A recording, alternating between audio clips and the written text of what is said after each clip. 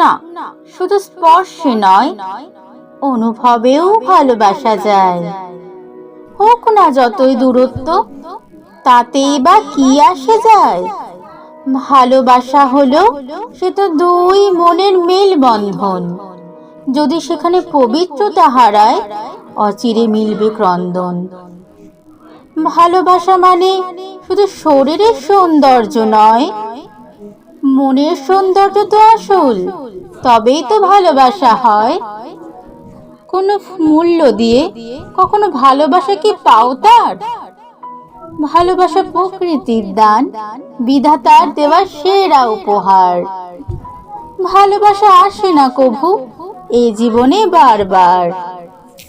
যতনে রাখো নিবিড় করে, সুযোগ দিও না হারাবার।